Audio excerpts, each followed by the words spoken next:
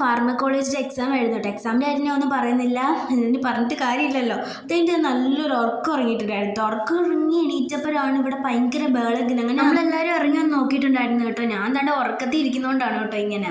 അപ്പം താണ്ട് ക്രിസ്മസ് കരോളാണ് കേട്ടോ. പിന്നെ നമ്മളെല്ലാവരും അങ്ങ് വൈബായി എല്ലാവരും ഒരുമിച്ച് അങ്ങ് പിടിച്ചു കേട്ടോ. എക്സാമിൻ്റെ ഇടയ്ക്ക് ഇതൊക്കെയാണ് കേട്ടോ നമുക്കൊരു റിലാക്സേഷൻ. ഇനിയിപ്പം മറ്റന്നാളും എക്സാം ഉണ്ട്, നാളെ ഒരു ദിവസം ലീവ്. പിന്നെ നാളെ നമ്മളെ ജൂനിയേഴ്സ് പോവുകയാണ്, അതുകൊണ്ടായിരിക്കും ചേച്ചിമാർ ഇന്നാക്കിയത്. അതേ നമ്മളും പോവുക, പിന്നെ അവർ മാത്രമേ ഉള്ളൂ കുറച്ച് ദിവസത്തേക്ക്. അപ്പം ബാക്കി വിശേഷം ഒന്ന് കാണാം.